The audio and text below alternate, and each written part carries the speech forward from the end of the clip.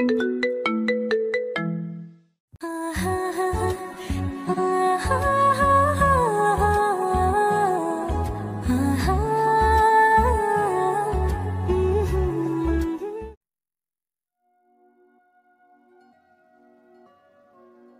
আমি বাসা থেকে পালিয়ে যাচ্ছি। প্রেম করেছিলাম, এমনকি বাসায়ও জানিয়েছিলাম যে আমি তাকেই বিয়ে করব, তাকে ছাড়া বিয়ে করতে পারবো না। কিন্তু আমার বাসায় সেটা আমাকে মেনে নিবে না।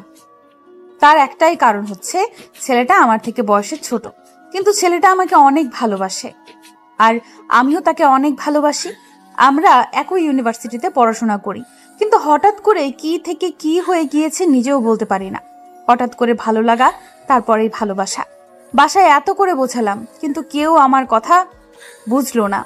শেষ পর্যন্ত নিজের ভালোবাসার টানে বাসার মানুষের মায়া ত্যাগ করে বাসা থেকে চলে যাচ্ছি। আজকে দু চোখ যেদিকে যায় সেদিকে চলে যাচ্ছি। জানি না কোথায় গিয়ে থাকবো, কোথায় কি করব। সবকিছু অনিশ্চিত। ভালোবাসার কাছে সব মায়া, সব আবেগ, সবকিছু তুচ্ছ। বাবা মায়ের সাথে ভালোবাসার সম্পর্ক ছিল আজকে 20 বছরের, কিন্তু এই ছেলেটার সাথে আমার মাত্র 2 বছরের সম্পর্ক। তাতেই বাসার সবাইকে ছেড়ে আমি চলে যাচ্ছি। ভালোবাসাটা এমন কেন হয়? কেন অন্যরকম হয় না? কেন সবকিছুর ঊর্ধ্বে ভালোবাসার মায়া কাজ করে? এইসব প্রশ্নের উত্তর কেউ খুঁজে পায়নি আজ পর্যন্ত, আর কেউ পাবেও না। কারণ ভালোবাসাটা এরকমই হয়, যার কোনো প্রশ্নের উত্তর খুঁজতে গেলে নিজেকে পাগল ভাবা ছাড়া আর কিছুই ভাবা যায় না। ছেলেটা বেশ চিন্তিত, কারণ সে তার পরিবারকে জানায়নি সে বাইরে থাকে হোটেলে, আর তার পরিবার জানে সেখানে পড়াশোনা করতেছে। কিন্তু আজকে সে আমার সাথে পালিয়ে যাচ্ছে শুধু আমার ভালোবাসার জন্য, আর আমাকে সে কথা দিয়েছিল সেই কথা রাখার জন্য। এখন আমরা দুজন ট্রেনে বসে আছি। আমার নাম হচ্ছে ঈশিতা। আমি যার সাথে পালিয়ে যাচ্ছি আহিমিন আমার হবু স্বামী, তার নাম হচ্ছে ঈশান। ছেলেটা দেখতে বেশ সুন্দর, আর তার মুখের হাসি দেখেই আমি তার প্রেমে পাগল হয়ে যাই। দিন দিন তার প্রতি আমি দুর্বল হয়ে যাই, আর ছেলেটাও আমার প্রতি দুর্বল ছিল, যার জন্য একে অন্যের প্রতি ভালোবাসায় নিমজ্জিত হয়ে যায়। আজকে শেষ পর্যন্ত দুজন একসাথে থাকার জন্য পালিয়ে যাচ্ছি। সে আজব একটা দুনিয়া। কথাগুলো ভাবতেছি, হার্টবিট তার নিজস্ব গতিতে চলে যাচ্ছে। ঘুম ঘুম চোখ নিয়ে কিছুই ভালো লাগতেছে না, তার উপর টেনশন। আমরা এখন কোথায় যাচ্ছি? আর এই ট্রেনটার লাস্ট গন্তব্যস্থল কোথায়? আমরা তো কিছুই জানি না। তুমি তো আমাকে কিছু বলনি কোথায় যাবে, কি করবে না করবে। কোনো কিছু কি ঠিক করে রেখেছো? আমি আনমনে কথাগুলো ভাবতেছিলাম। হঠাৎ করে ঈশানের এই কথা শুনে আমার ধ্যান ভেঙে গেল। আসলেই তো কোনো ঠিক করিনি আমরা এখন কোথায় যাব, আর ট্রেনটার লাস্ট গন্তব্যস্থল কোথায় সেটাও জানি না। আমি হঠাৎ করে এসে দেখি চলন্ত ট্রেনে চলে যাচ্ছে, উঠে পড়েছি, আর একটা কামরা ফাঁকা পেয়েছি, এখানে এসে বসে পড়লাম। আর কোনো কিছুই জানি না। এখন তো কাউকে না কাউকে জিজ্ঞেস করতে হবে আমরা কোথায় যাচ্ছি, সেটাও তো জানি না। কি হলো, চুপ করে আছো কিসের জন্য? আর তোমাকে দেখে মনে হচ্ছে প্রচুর টেনশন করতেছো। আর টেনশন করে লাভ কি হবে বলো? দেখো, টেনশন করতেছি না তেমন, কিন্তু একটা জিনিস আমায় খুব ভাবাচ্ছে। তুমি তো বাসায় কিছুই বলনি, আর তোমাকে বাসায় তোমাকে নিয়ে একটা আশা করে বসে আছে, আর তুমি আমাকে নিয়ে পালিয়ে যাচ্ছ। সবকিছু ঠিকঠাক মতোই হবে, সেটা নিয়ে কোনো টেনশন করতে হবে না তোমাকে মহারানী। তোমার এখন যেটা করা উচিত সেটা করো।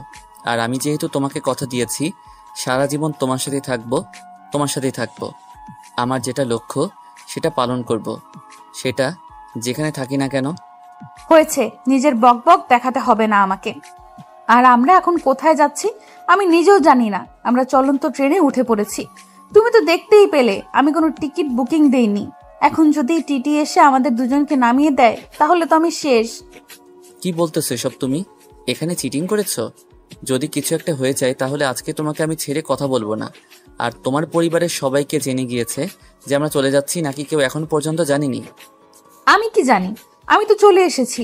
তখন সবাই ঘুমাচ্ছিল, আর সবাইকে এত করে বললাম যে আমি মানিয়ে নিতে পারবো।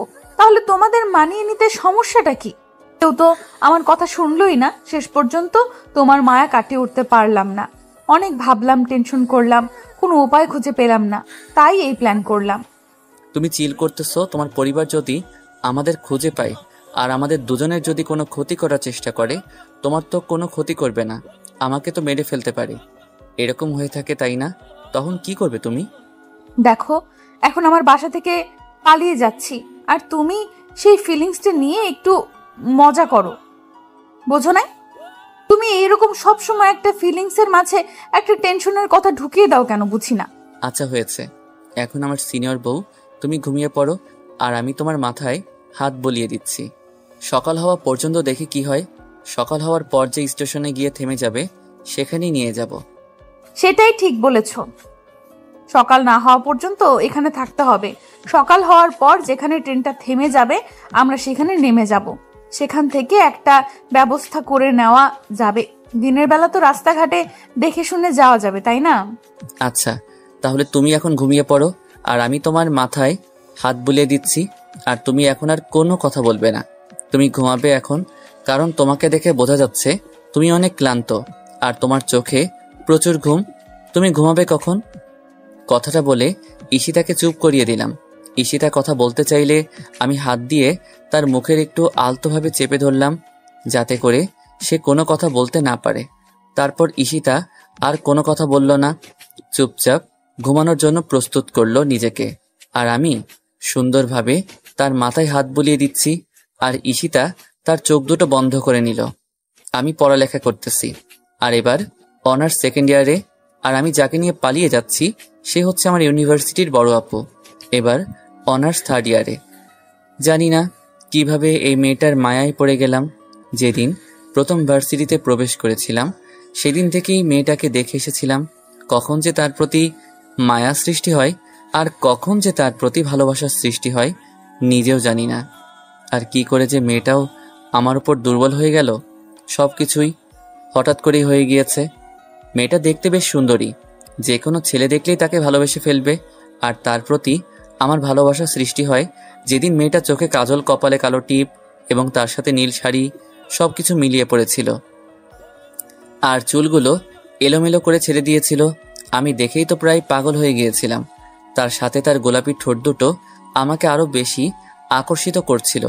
আর আমি নিজেকে নিজের মাঝে হারিয়ে ফেলেছি, আর নিজের মনটা চলে গিয়েছিল সেই ঈশিতা নামের বড় সিনিয়র আপুর কাছে। আমি নিজের মনোভাব, নিজের মনের জেদ সবকিছু ভুলে গিয়ে বড় আপুর উপর ক্রাশ খেয়ে গেলাম। কথাগুলো বলতে বলতে হাত দিয়ে জানালার ফাঁক দিয়ে দেখলাম সূর্যের আলো সুন্দরভাবে উকি দিচ্ছে, আর এই ভোরের আলোটুকু আমার সেই মায়াবিনীর মুখের উপর পড়তেছে। দেখতে কি নিষ্পাপ লাগতেছে, আর কতটা যে মায়াবী লাগতেছে, যেটা লিখে প্রকাশ করতে পারবো না, যেটা বলেও ভাষায় প্রকাশ করতে পারবো না। শুধু এটা একটা অনুভব করার মতো একটা মুহূর্ত, যেটা শুধু অনুভব করতে পারা যায় একটা ভালোবাসার মানুষের পক্ষে, আর এটা লিখে না বলে প্রকাশ করার মতো না। ভোরের আলোটা আমার মায়াবিনীর সাথে লুকোচুরি খেলতেছে। একবার ভোরের আলোটা তার মুখের উপর পড়তেছে আর চোখে, আর একবার হারিয়ে যাচ্ছে সেটার কারণ হচ্ছে আশেপাশের গাছপালার জন্য, গাছের ছায়া। সে একবার মায়াবিনীর মুখের উপর পড়তেছে, আবার একটু দূরে গেলেই আমার ভোরের আলোটা। দেখতে অসম্ভব সুন্দর লাগতেছে তাকে। আমি আবার নতুন করে তার প্রেমে পড়ে গেলাম। এরকম লুকোচুরি খেলতেছিল, আর হঠাৎ করে দেখলাম যে আমার রানী চোখ দুটো খুলে আমার দিকে একটু তাকিয়ে রইল, আর তার সাথে একটু মিষ্টি হাসি দিল, যেটা দেখে তো আমি পুরাই ফিদা। প্রথম আমার মায়াবিনীর নামে ঘুম ভাঙানোর দৃশ্য দেখলাম, আর আশা করি এরপর থেকে প্রতিটা সকালে এইভাবেই সুন্দরতম হয়ে উঠবে আমার জন্য। আমিও তাকে একটু মিষ্টি হাসি দিয়ে গ্রহণ করলাম, আর সে উঠে বসতে চাইলে আমি তাকে বাধা দিয়ে আমার কোলে শুয়ে রাখলাম। তোমাকে এভাবে সুন্দর লাগতেছে, এভাবে শুয়ে থাকো, আমি তোমাকে কিছুক্ষণ মন ভরে দেখি। হয়েছে, আর ন্যাকামি করতে হবে না। আমাকে এখন একটু বাথরুমে যেতে হবে, তুমি একটু অপেক্ষা করো, আমি যাব আর আসবো। আমিও সঙ্গে যাচ্ছি, সমস্যা কি? সবসময় তো একসাথেই থাকতে হবে, তাই না? তার জন্য তো এখন আমি গেলে কোনো সমস্যা হওয়ার কথা না, বলা তো যায় না। সব সময় কিন্তু ফাজলামি ভালো লাগে না, বোঝো নাই? সকাল সকাল এরকম দুষ্টুমি করা বাদ দিয়ে চুপচাপ এখানে বসে আছো, বসে থাকো। সব সময় মজা করো, তাই না? মজা কোথায় করলাম? আমি তো যেটা বলতেছি ভালোর জন্যই বলতেছি তোমার। তুমি একটু ভেবে দেখো, যদি বাইরে থেকে কেউ প্রবেশ করে নেয় তখন কি হবে? তার জন্য আমি যেতে চাইলাম, আর তুমি কি করলা? তোমাকে আমার সাথে যেতে হবে না, আর এখানে তেমন কেউ নেই, আশেপাশে সব মহিলা বেশি, তাই টেনশন করতে হবে না। আর আমি হারিয়ে যাচ্ছি না, বোঝো নাই? আমি তোমাকে হারিয়ে যেতে দিলে তো তুমি হারিয়ে যাবে, তাই না? আর তুমি আমার মায়ায় পড়ে গিয়েছি, আর তুমি চাইলেও আমার মায়া কাটতে পারবে না, তাই আমি নিশ্চিন্তে থাকতে পারি। আচ্ছা, তাহলে আমি এখন আসি, আর তোমার সাথে বকবক করলে এদিকে আমার সর্বনাশ হয়ে যাবে। তুমি একটু অপেক্ষা করো, আমি যাব, আর তুমি একটু ফ্রেশ হওয়ার চেষ্টা করো, আর আমি ফ্রেশ হয়ে আসি। এই জন্যই বললাম তো আমিও যাই তোমার সাথে, দুজনে একসাথে ফ্রেশ হয়ে বেরিয়ে আসবো, তাহলেই তো হয়ে যায়। তুমি তো সব কিছু অন্যভাবে নাও, আর আমি তো অতটা খারাপ না, তাই না? আমি যাব, আসবো, তারপর তুমি যাবে, তার আগে না। এখন বেশি কথা বলবে না কিন্তু, ভালো হবে না বলে দিলাম। আপনার মর্জি মহারানী, আপনি যেটা বলবেন সেটাই হবে। আর আমি এখানে বসে আছি, আপনি তাড়াতাড়ি গিয়ে ফ্রেশ হয়ে আসেন। একটু সামনে একটা স্টেশন আছে, আমরা সেখানে নেমে যাব। আর এই জায়গাটা দেখে মনে হচ্ছে অনেক সুন্দর, সবুজ শ্যামলে ভরা। আচ্ছা পাগল, তুমি অপেক্ষা করো, আমি 5 মিনিটের মধ্যে ফ্রেশ হয়ে আসতেছি। তারপর তুমি গিয়ে ফ্রেশ হয়ে আসবা, তারপর সামনে স্টেশনে নেমে যাব। তারপর আমি একটা সুন্দর হাসি দিয়ে চলে আসলাম ফ্রেশ হতে। ঘুমটা অনেক ভালোই হয়েছে, জানি না এরকম শান্তির ঘুম এর আগে কখনো আমার হয়েছে কিনা। আজকে যে 2টা ঘন্টা ঘুম পেরেছি, মনে হচ্ছে যে অনেক লম্বা সময় ঘুমটা পেরেছি। এত শান্তিময় একটা ঘুম হয়েছে, কিন্তু এখন একটু টেনশন হচ্ছে। এখন আমরা যাব কোথায়? এখন কোথায় নেমে কোথায় যাব কিছুই জানি না। একটা অপরিচিত এলাকায় কিভাবে কি ম্যানেজ করব বুঝতেছি না। আমি যত দ্রুত সম্ভব ফ্রেশ হয়ে নিলাম, কারণ সামনে স্টেশনে যেতে আর বেশিক্ষণ সময় লাগবে না। আর এই স্টেশনটা মিস করলে আবার কোথায় কি করা যায় কিছুই জানি না, যার জন্য এই স্টেশনে আমাদের নামতে হবে। আমি দ্রুত ফ্রেশ হয়ে এসে দেখি ঈশান তার সিটে নেই। আমাদের যে কামরাটা ছিল সেটা পুরো ফাঁকা। কি হবে? ঈশান গেল কোথায়? আমি ট্রেনের বগি থেকে ওই বগি যাচ্ছি, ভেতরে দিয়ে কোথাও ঈশানকে দেখতে পাচ্ছি না, বুঝতেছি না ঈশান কোথায় গেল। আমাকে এখানে একা রেখে, বুঝতেছি না তো ঈশান কোথায়। আমি পাগল হয়ে যাব, তাকে তো কোথাও খুঁজে পাচ্ছি না। প্রচুর কান্না পাচ্ছে আমার। এ কোথায় গেল? পুরো ট্রেন খোঁজা শেষ করলাম, কোথাও তাকে খুঁজে পাচ্ছি না। কোথায় গেল? তাহলে কি আমাকে একা রেখে চলে গেল? আমার মাথা কাজ করতেছে না, আমি কি করব আমি ভেবে পাচ্ছি না। আমার সাথে কেন এরকম হলো? তার মানে ঈশান কি আমাকে ছেড়ে চলে গেল? ট্রেন তো এক জায়গায় তো দাঁড়ায়নি, তাহলে কেমনে ট্রেন থেকে নেমে যেতে পারে? আমার চিন্তাধারা ভুল।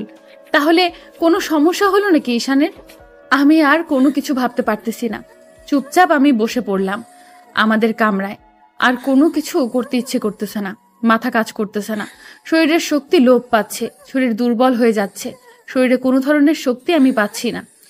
আরে, তোমাকে এরকম টেনশন দেখাচ্ছে কিসের জন্য? তোমার চোখে পানি কেন? কি হয়েছে তোমার সোনা? ঈশানের কণ্ঠে কথা শুনে চোখ তুলে তাকিয়ে দেখি ঈশান মুচকি হাসি দিয়ে আমাকে কথাটা জিজ্ঞেস করতেছে। আমার তো ভেতরটা ফেটে যাচ্ছে। আমি দৌড়ে গিয়ে ঈশানকে জড়িয়ে ধরলাম শক্ত করে। আর ঈশান আমার ব্যবহার দেখে অবাক হয়ে গেল, কারণ হঠাৎ করে আমি এরকম করতেছি, ঈশান তো এটার জন্য প্রস্তুত ছিল না। অনেক শক্ত করে জড়িয়ে ধরেছি, যার জন্য সে কোনো কথা বলার শক্তি পাচ্ছে না। আর আমি তো তাকে ছেড়ে দিচ্ছি না। ঈশান আমাকে সান্ত্বনা দেওয়ার চেষ্টা করতেছে, কিন্তু আমার মনটা শান্ত হতে চাচ্ছে না। আমি পাগল হয়ে যাব যদি ঈশানের কিছু হয়ে যেত। আরে পাগলি, কি হয়েছে? সমস্যাটা তো আমাকে বলবে, তাই না? এরকম করতেছো কিসের জন্যে? কোনো সমস্যা হয়েছে? আমাকে বলো। তুমি আমাকে ছেড়ে কোথায় চলে গিয়েছিলে? আমি কখন এসেছি আর তোমাকে পুরো ট্রেন খোঁজা শেষ করেছি, তোমাকে কোথাও খুঁজে পেলাম না। তুমি কোথায় চলে গিয়েছিলে? আরে পাগলি, তোমার কি কমন সেন্স বলতে কিছু নেই? এই চলন্ত ট্রেন থেকে আমি কোথায় চলে যাব? আমি একটু বাথরুমে চলে গিয়েছিলাম, আমার একটু সমস্যা দেখা দিয়েছিল, তাই যেতেই বাধ্য হয়েছিলাম। তুমি আমাকে বলবে না? আমাকে না বলে চলে গেলে কিসের জন্য? আমার বাথরুমের দরজা গিয়ে নক করলেই তো হইতো, তাই না? তাহলে আমি শুনতে পারতাম। কিছু সব কথাবার্তা বলতেছো বুঝতেছি না। তুমি কোন বাথরুমে চলে গিয়েছো আমি জানি না, তাই তোমাকে তখন বললাম আমার সঙ্গ করে আমাকে সঙ্গে করে নাও, কিন্তু নিলা না। আর এখন তুমি কান্না করতেছো, দেখো কার কষ্ট হলো। কথা হয়েছে, আর একটু পরেই হয়তো ট্রেন থেমে যাবার কারণে ট্রেনের গতি কমে যাচ্ছে। আমাদের জিনিসপত্রগুলো ঠিকঠাক মতো দেখে নাও, কারণ একটা জিনিস হারিয়ে গেলে পরে আবার সমস্যা। আচ্ছা, তুমি তোমার জিনিসগুলো দেখো আর আমি আমার জিনিসগুলো দেখতেছি, তারপর দেখি কি হয়। আচ্ছা, আমি তোমাকে একটা কথা জিজ্ঞেস করি, তুমি কি কোনো কিছু নিয়ে চিন্তিত? বা আমার সাথে এসে তোমার কি মনের ভেতরে কোনো কিছু বলতেছে না তো? আমাকে ছেড়ে পালিয়ে যাবে একা রেখে? তুমি আমার চোখের দিকে তাকাও, আমি চাই। তুমি কি দেখতে পাচ্ছ আমি কি তোমাকে ছেড়ে পালিয়ে যেতে পারবো? আমার চোখ তোমাকে সেটাই বলতেছে। আমি বুঝতে পারতেছি তুমি আমাকে অনেক ভালোবাসো, কিন্তু তুমি যদি এইরকম কিছু করো তাহলে সত্যিই আমি আত্মহত্যা করা ছাড়া আর কোনো পথ খোলা থাকে না। তাই প্লিজ কোনো কিছু করার আগে সিদ্ধান্তটা আমাকে জানিয়ে দেবে। তুমি জানো না আমি তোমাকে কতটা ভালোবাসি, আর এসব আবোল তাবোল কথা তোমার মাথায় আসে কি করে? এটাকে বাংলা সিনেমা পেয়েছো যে আমি তোমাকে পালিয়ে নিয়ে এসে রেখে চলে যাব? হয়েছে, আর বকবক করতে হবে না। আমার সাথে এখন তাড়াতাড়ি করো, দেরি হয়ে যাচ্ছে, ট্রেনটা থেমে যাচ্ছে প্রায়। বুঝতে পেরেছি, তুমি তোমার জিনিসগুলো নিয়ে এসেছো, সেগুলো সাবধানে রেখো। আর কোনো মূল্যবান জিনিস নিয়ে এসেছে নাকি? আমি কিন্তু তোমাকে বলেছিলাম কোনো মূল্যবান জিনিস সাথে করে নিয়ে আসবে না, কারণ বাইরে যাচ্ছি। সেটা তোমাকে ভাবতে হবে না, আমি সামান্য কিছু জিনিস নিয়ে এসেছি। আর তুমি ছটপট করে বেরিয়ে পড়ো, আমিও বেরিয়ে যাচ্ছি। আর ট্রেনটা তো থেমে গেল। তারপরে ঈশান আমার সাথে কোনো কথা বলল না, আমি আর কোনো কথা বললাম না। মনের ভেতর একটু ভয় লাগতেছে, কারণ একটা নতুন এলাকায় এসে পড়লাম, কাউকে চিনি না, না আছে কোনো বন্ধু যে তার সাহায্য নিয়ে একটা জায়গা নিয়ে থাকবো, কেউ নেই। সব ওলট পালট লাগতেছে আমার কাছে। আর ঈশান তো নার্ভাস প্রচুর, কারণ সে আমাকে না বললেও তাকে দেখে বোঝা যাচ্ছে যে তার ভেতরে অনেক ভয় কাজ করতেছে। নতুন একটা জায়গায় এসেছি, যদি আমাকে কেউ কিছু বলে, এসব হয়তো তার মনের ভেতর নাড়া দিচ্ছে, আর এসব ভেবে নার্ভাস হয়ে যাচ্ছে। তারপর আমরা দুজন ট্রেন থেকে নেমেই পড়লাম। ট্রেন থেকে নেমে তো আমি অবাক হয়ে গেলাম, এত সুন্দর একটা স্টেশন, চারদিকে সবুজ শ্যামল শস্যে ভরা, আর তার মাঝখানে একটা ট্রেন স্টেশন। আর ট্রেন স্টেশনের চারপাশে সবুজ গাছ, প্রকৃতি এত সুন্দর যার বর্ণনা আমি দিতে পারবো না। আমার দ্বারায় এর বর্ণনা দেওয়া সম্ভব না। তারপর ঈশান এসে আমার হাতটা ধরলো শক্ত করে, আর আমাকে তার চোখ দিয়ে ইশারা করে আশ্বাস দিল সে আমাকে কখনো ছেড়ে যাবে না। আর সুন্দর একটা মুচকি হাসি দিয়ে এটা বুঝিয়ে দিল যে জায়গাটা অনেক রোমাঞ্চকর। আমি তার দুষ্টুমি হাসির মানে বুঝতে পারলাম, সাথে আমি একটা দুষ্টুমির হাসি দিয়ে তাকে আমার উত্তরটা দিয়ে দিলাম, আর ঈশান সেটা ভালোভাবেই বুঝতে পেরেছে। তারপর দুজনে সামনের দিকে এগিয়ে যেতেই লাগলাম। এখান থেকে যে কোনো একজনকে ভালোভাবে সব কিছু বলো। এখন আপাতত একটা হোটেলে উঠতে হবে, বা যে কোনো কারো বাসায় ভাড়া দেয় কিনা সেখানে উঠতে হবে। এখানে হয়তো হোটেল পাওয়া যাবে না, এটা গ্রাম, আর গ্রামটা এত সুন্দর, মন চাচ্ছে যে এই গ্রামের মাঝে হারিয়ে যায় দুজনে। তারপর ঈশান আমার হাত ধরে সামনের দিকে এগিয়ে যেতে লাগলো, আমি ঈশানের দেখানো পথ অনুসরণ করতে লাগলাম। আমরা তো চলে আসলাম, এবার কি হবে? এখানে তো কোনো ভালো মানুষকে চোখে পড়তেছে না, সবাইকে কেমন জানি আমার সন্দেহ লাগতেছে। তাই একটু বাইরে যেতে হবে, বাইরে গিয়ে দেখি বাইরের পরিবেশটা কেমন। আমার মনে হচ্ছে সমস্যা হবে, কারণ যে সুন্দর একটা পরিবেশ, এত নির্মূল একটা গ্রাম, আর এখানের মানুষ খারাপ থাকতে পারে এটা তো আমার মাথায় ঢুকতেছে না। এখানের মানুষগুলো হয়তো অনেক সুন্দর হবে, দেখে নিও। তোমার কথাই যেন সত্যি হয়, আর এখানকার মানুষগুলো যেন অনেক ভালো হয়, যেন তাদের সাথে আমার খুব সহজেই মিশে যেতে পারি, আর তারাও যেন খুব সহজে আমাদেরকে আপন করে নিতে পারে। এখন শুধু মাথায় একটাই টেনশন, থাকার জায়গা হলেই হইছে, তারপর বাকিটা তো দেখে নেওয়া যাবে। দুজনে কাজ করে চালিয়ে যেতে পারবো সারা জীবন, কিন্তু এখন আপাতত একটা থাকার জায়গা খুঁজে পাওয়া মুশকিল মনে হচ্ছে আমার কাছে। টেনশন করবে না, এখন চলো সামনে গিয়ে দেখি কি হয়। আমার মনে হচ্ছে থাকার জায়গা একটা হয়ে যাবে, আমাদের রোমান্স করার মতো একটা রুম হলেই চলবে, আর কিছু লাগবে না। দেখো, একদম দুষ্টুমি করার চেষ্টা করবে না, আর এসব কথা মাথা থেকে ছেড়ে ফেলে দাও। বিয়ে করব আগে, তারপর যা খুশি তাই করব। আমারও তো ইচ্ছে করে, তাই না? কিন্তু আগে বৈধভাবে সম্পর্কটা করে নেই। প্লিজ আমাকে এই সময়টুকু অন্তত দিও তুমি। তোমার যত সময় লাগে নিতে পারো, আর আমি চাইলে কিন্তু ট্রেনের ভিতর তোমার সাথে আমি কিছু একটা করতে পারতাম, আর তুমি আমাকে কিছুই বলতে পারতে না। অসহায় হয়ে থাকতে আমি চাই না তোমার প্রাধান্যটাকে নষ্ট করতে। আমি ভালো করে জানি তুমি আমার প্রাধান্য দিবে, আর আমি এই জন্যই তোমাকে ভালোবাসি, আর সারা জীবন ভালোবেসে যাব। মরার আগ পর্যন্ত তোমার হাতটা ধরে রাখবো। আল্লাহ যেন আমাকে ধৈর্য শক্তি দান করেন। আচ্ছা চলো, আর আমাকেও যেন আল্লাহ ধৈর্য শক্তি দান করে, যাতে করে আমি তোমাকে কখনো ভুল না বুঝি। সবসময় তোমার ভুলগুলো ধরিয়ে দিয়ে দুজনের মাঝে সবসময় মিলেমিশে থাকার জন্য একটা সম্পর্ক তৈরি করে দেয় আমাদের মাঝে। সামনে দেখতে পারতেছো একটা অটোওয়ালা দেখা যাচ্ছে, ওই অটোওয়ালার সাহায্য নিতে হবে, কারণ লোকটাকে দেখে মনে হচ্ছে অনেক ভালো মানুষ হবে। আচ্ছা চলো কথা বলি, দেখি কি হয়, কি বলে উনি, আর এখানে থাকা জায়গার খোঁজ দিতে পারে কিনা। তারপর আমি ঈশিতার হাত ধরে অটোওয়ালা মামার সামনে গিয়ে দাঁড়িয়ে পড়লাম। অটোওয়ালা আমাদের দিকে তাকিয়ে মুখে একটা হাসি টেনে এনে বলল, মামারা কোথায় যাবেন আর কার বাসায় এসেছেন? আপনাদের দেখে তো মনে হচ্ছে নতুন এখানে, ইত্যাদি ইত্যাদি। গ্রামের মানুষ একটু বেশি কথা বলে, সেটা আগে থেকে জানতাম, কিন্তু আজকে দেখলাম। তারপর আমি তাকে সব বললাম, আমাদের সমস্যার কথাটা বললাম, পালিয়ে এসেছি সেটা বললাম না, বললাম যে আমরা ঘুরতে এসেছি, কিন্তু আমার ট্রেন মিস করে অন্য একটা জায়গায় চলে এসেছি। আমাদের এখানে থাকার জায়গা একটা ব্যবস্থা করে দিলে আমরা সেখানে ভাড়া দিয়ে থাকতাম। আরে মামা, এটা কোনো ব্যাপার না। আর আমাদের এখানে তো ভাড়া দেওয়ার মতো কয়েকটা মানুষ আছে, তাদের মধ্যে ভালো মানুষ আছে 2জন আর খারাপ মানুষ আছে অনেক কয়েকজন। আপনি প্লিজ আমাদের কোনো খারাপ মানুষের কাছে নিয়ে যাবেন না, আপনি আমাদেরকে ভালো মানুষের কাছে নিয়ে চলেন। যদি একটু ভাড়া বেশি হয় তাও সমস্যা নেই, আমরা সেখানেই থাকবো। আর আপনি প্লিজ আমাদেরকে কোনো খারাপ মানুষের কাছে নিয়ে যাবেন না, আপনার কাছে একটাই অনুরোধ। আরে কি যে বলেন না, আমাকেও মতো মানুষ আপনাকেও মতো মানুষের সাথে খারাপ ব্যবহার করতে পারে? সেটা তো আমি ভালো করে জানি মামা, আপনার উপর বিশ্বাস হইল। আর এখন আমাদেরকে আপনি নিয়ে যাবেন আর বাসা ভাড়া ঠিক করে নিয়ে দেবেন এবং আমাদের সাথে নাস্তা করবেন, তারপর আপনি আপনার ভাড়াটা নিয়ে চলে আসবেন।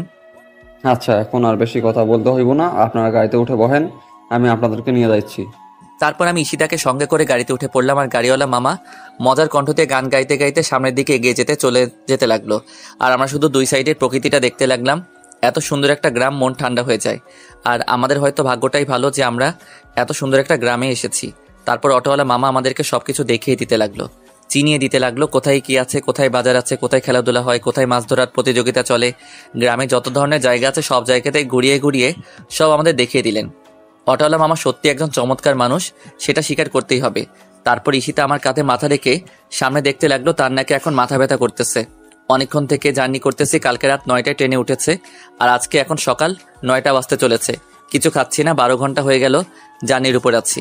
তারপর আমি অটোওয়ালা মামাকে বাজারের সাইডে গাড়িটা দাঁড় করাতে বললাম আর ওনাকে কিছু টাকা দিলাম আমাদের জন্য, যেন ভালো কিছু খাবার নিয়ে আসে।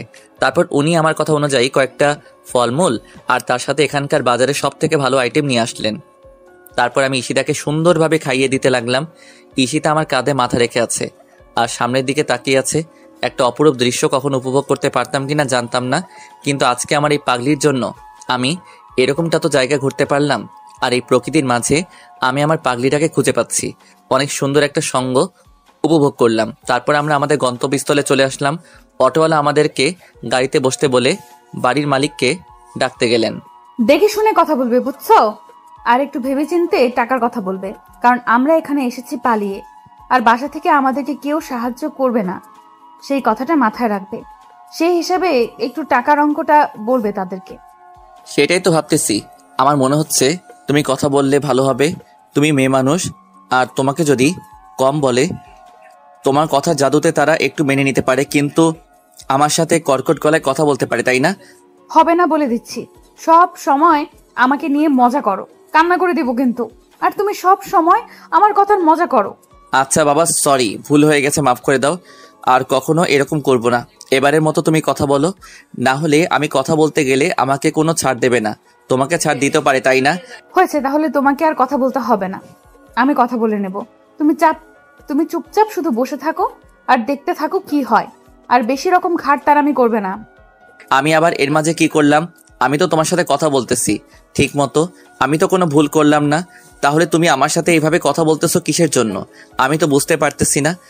তোমাকে কিচ্ছু বুঝতে হবে না, এখন আমার গোসল করা খুব দরকার, তাই তাড়াতাড়ি বাসার মালিকের সাথে কথা বলে আমাকে আগে গোসল করতে হবে। মাথা পুরো গরম হয়ে আছে, আমার গোসল করা প্রয়োজন আগে। আমাকেও গোসল করতে হবে, একসাথে গোসল করব, সমস্যা নাই।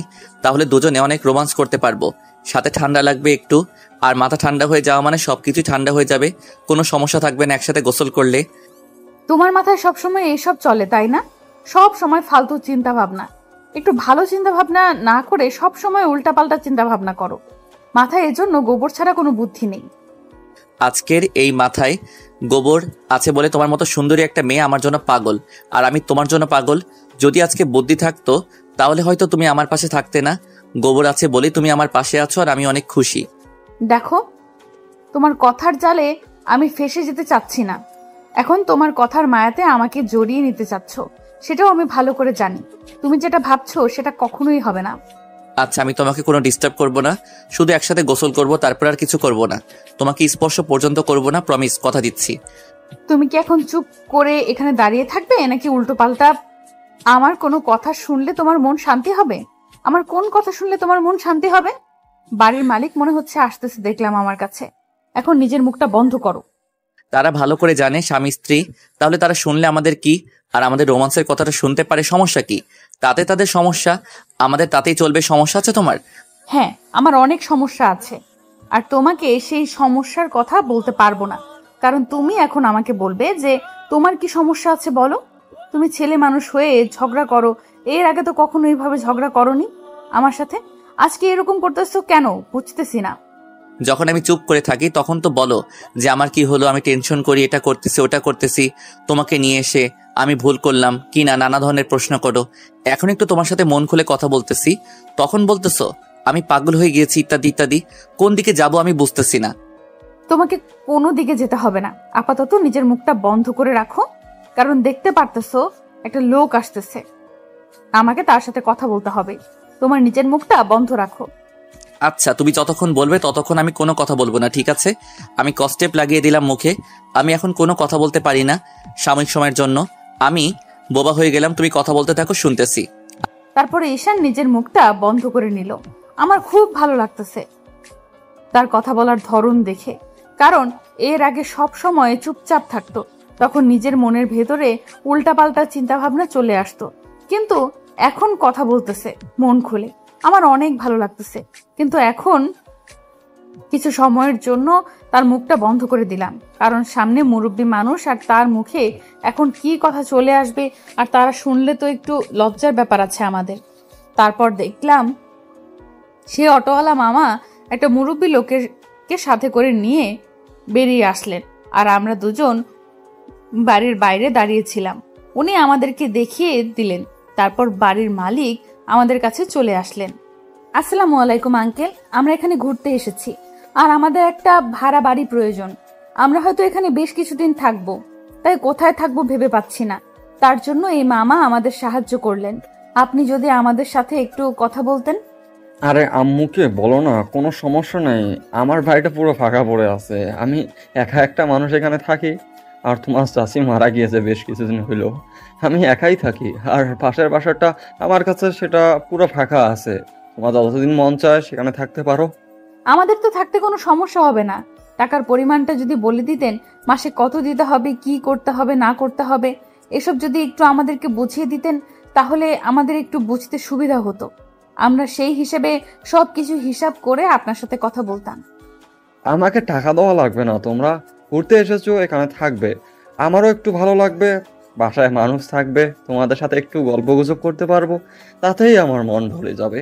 একলা মানুষ সারাদিন বাসায় পড়ে থাকি, কেউ খোঁজ খবর নেয় না, তোমাদের যতদিন মন চায় থাকতে পারো। আরে চাচা, এসব কি বলতেছেন? আমাদের তো এখানে থাকতে হলে টাকা দিতে হবে, আর এমনি তো থাকা যাবে না, তাই না?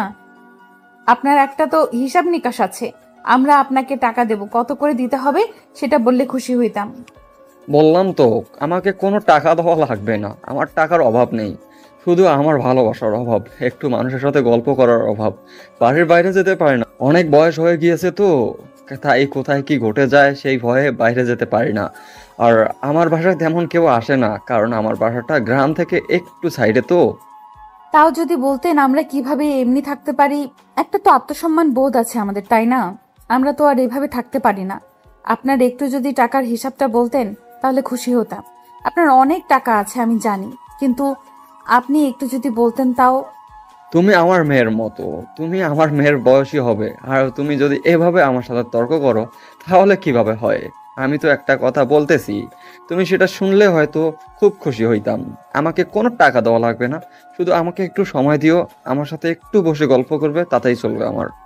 আচ্ছা আঙ্কেল, তাহলে আপনি এখন থেকে আমাদের মুরব্বী, আর আমরা আপনার ছেলে মেয়ের মতোই হয়ে থাকবো এখানে, আর আপনি কোনো টেনশন করবেন না। আমরা যেখানে যাব আপনাকে সঙ্গে করে নিয়ে যাব, আপনি আমাদেরকে সুন্দরভাবে ঘুরে ঘুরে দেখাবেন, আর আপনাকে এটা নিয়ে কোনো টেনশন করতে হবে না। এসব কি বলতেছো তুমি? তুমি চুপ করে থাকো, তোমাকে এখানে কথা বলতে বলেছি আমি? আমরা এখানে এমনিতে থাকতে পারি বলো? আমাদের একটা আত্মসম্মান বোধ আছে না? আর তুমি কি উল্টাপাল্টা কথা বলতেছো? আহা, রাগ করতে নেই। এভাবে স্বামীকে কেউ রাগ দেখাতে পারে না, তাহলে তাদের মাঝে কখনো ভালোবাসাটা স্বয়ংসম্পূর্ণভাবে হয় না। তুমি একটু কাজ করো, এই ছেলেটা ঠিক বলেছে, আর তুমি হয়তো একটু বোঝার চেষ্টা করলেই সব সমাধান হয়ে যায়। আচ্ছা চাচা, আমার কোনো সমস্যা নেই। আর এই মেয়েটা যদি এখানে থাকতে না চায় তাহলে তাকে আমরা অন্য কোথাও দিয়ে আসি। সে সেখানে থাকবে, আমি আপনাদের সাথে থাকবো, আপনার সাথে গল্প করব, আপনার সাথে পুরো এলাকাটা ঘুরে দেখবো। তাতে আমার কোনো সমস্যা নেই। এই মেয়েটাকে এখন আপাতত আমি চিনি না। ভালো হবে না কিন্তু, বলে দিচ্ছি। মাথা গরম করাবে না, আর আমাকে নিয়ে একদম ঠাট্টা করবে না, তাহলে কিন্তু মেরে তক্তা বানিয়ে ছেড়ে দেব। এখন চলো ভেতরে, অনেক তর্ক করেছি, আমাকে মাফ করে দিবেন চাচা। আমি আপনার সাথে এত বড় বড় কথা বলেছি। আরে সমস্যা নেই, তোমরা ছোট মানুষ, একটু কথা বলতেই পারো। আর তোমরা অনেক দূর থেকে এসেছো, এটা কোনো ব্যাপার না। আচ্ছা আঙ্কেল, তাহলে আমাদের এখন ভেতরে গিয়ে আমাদের রুমটা দেখিয়ে দেন, আর আপনি আমাদের সাথে আসেন। আর আপনার জানা অজানা গল্পগুলো শুনতে শুনতেই সময় পার করে দেব, যে কয়দিন এখানে আছি। এখন ভিতরে অন্তত যাই এখানে থেকে। আর কোনো কাজ নেই তোমার। তুমি ভিতরে গিয়ে গোসল করবে, আমিও করব। বড় কথা হচ্ছে মাথা একটু কেমন করতেছে, ব্যথা করতেছে। তারপর অটোওয়ালা মামার সাহায্য নিয়ে আমার সব কিছু ভেতরে নিয়ে আসলাম, আর মুরব্বি চাচা আমাদের একটা রুম দেখিয়ে দিল। এই রুমে আজ থেকে আমরা থাকবো। রুমের ভেতরে প্রবেশ করে দেখিয়ে গ্রামের বাড়ি, অনেক সুন্দর রুম, কি সুন্দর পরিপাটি করে গুছিয়ে রাখা। মনে হয় না এই রুমে কেউ থাকে, অনেক দিন থেকে হয়তো পড়ে আছে, কিন্তু জিনিসপাতিগুলো যেভাবে গুছিয়ে রাখা ছিল সেভাবেই আছে, কেউ হাত পর্যন্ত দেয়নি। হয়তো একটু ধুলোবালি জমে গিয়েছে, সেটা একটু পরিষ্কার করে নিলেই হবে। তারপর আমি সব কিছু একটু ঝাড়ু দিলাম, আর পাচ্ছি না, দাঁড়িয়ে পড়লাম। আমার প্রচুর ক্লান্ত লাগতেছে, অনেক টায়ার্ড। তারপর অটোওয়ালা মামাকে টাকা দিয়ে বিদায় করে দিলাম, আর তার নাম্বার নিয়ে নিলাম। আমরা যদি কোথাও ঘুরতে যাই তিনি আমাদেরকে সাহায্য করবে, আর অন্যদিকে চাচা তো আছে আমাদের সাথে। এখন আর ভয় নেই, মনে হচ্ছে যে এখন নিজের বাসায় আছি, এরকম একটা ভাব চলে এসেছে নিজের মাঝে। আর আমাদের ভাগ্য এতটাই ভালো যে আমরা এত সুন্দর একটা বাড়ি, আমার সাথে এত সুন্দর একটা মুরব্বি পেলাম। আর তার কথা বলার ধরন দেখে মনে হচ্ছে উনি অনেক শিক্ষিত, যার কাছ থেকে কিছু শিখতে পারবো।